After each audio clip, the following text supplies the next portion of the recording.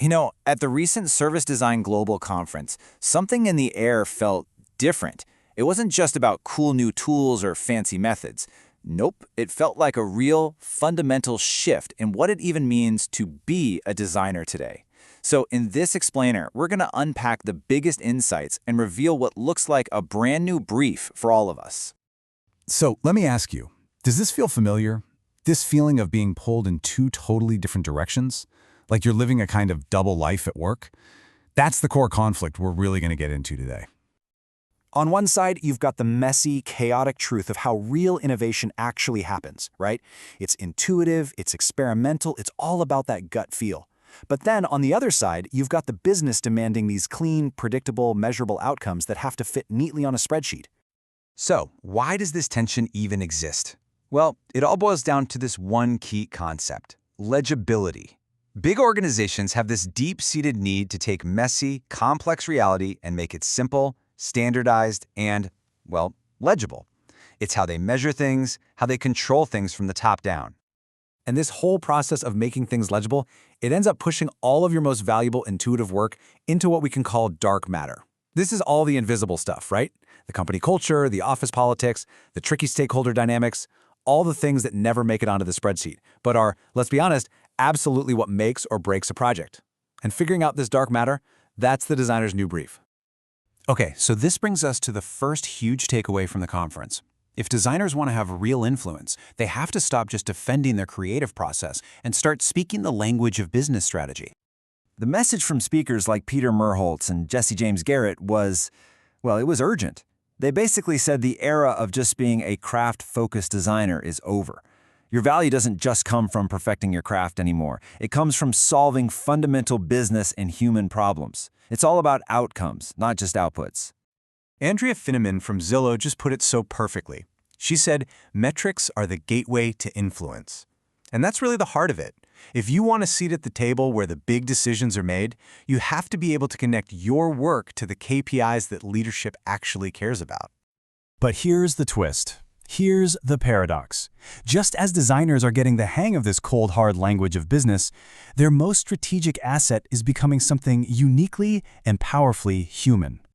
Think about it. As AI and technology speed everything up, the most valuable thing you can bring to the table isn't more speed, it's care. In a world obsessed with automation, the stuff that makes us human is actually becoming more essential to strategy, not less. The keynote speaker, Katrina Alcorn, framed this so beautifully. AI can get really good at simulating care, but it can't actually care. Our ability to understand context, to build real relationships, to feel genuine empathy, that's our superpower. It's completely unmatched. And Shelley Evanson gave us this super clear framework for how we can work together. AI is amazing at breadth, scale, speed, and crunching data. But we humans, we own empathy, context, creativity, and critical thinking. The future isn't about us competing with AI, it's about us leading with these human strengths. But this invisible work goes even deeper than just empathy. It's about being willing to get your hands dirty with that organizational dark matter we talked about.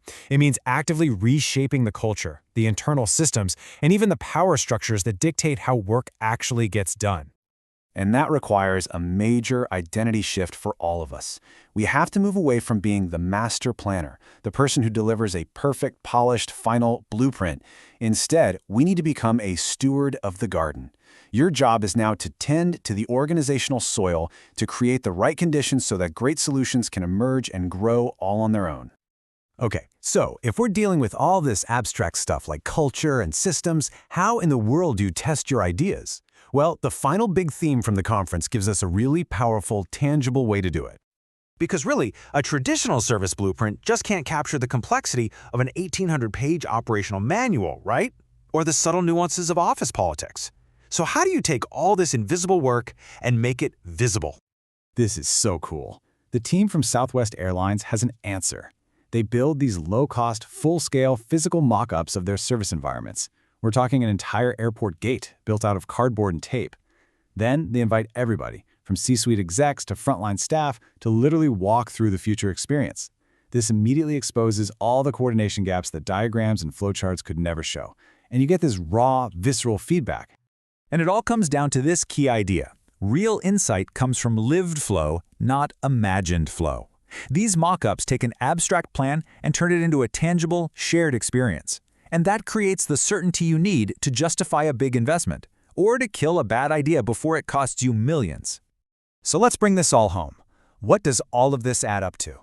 It means we have to finally resolve that conflict we started with, that feeling of living a double life. The goal isn't to build a better wall to protect our messy creative process anymore. The goal is to integrate these two worlds, the messy truth of innovation and the clean demands of business, into one single, incredibly powerful strategic practice. And this new integrated designer is a pretty amazing figure, right? They're a business leader who champions design, they're a guardian of human care in an age of automation, they're a steward of those invisible organizational ecosystems, and they're an architect of tangible, lived experiences that make the future feel real for everyone. Which leaves us with one final critical challenge. You have so much incredible value hidden in your messy, intuitive, human process. So the question is, what gift from your dark matter will you make legible next?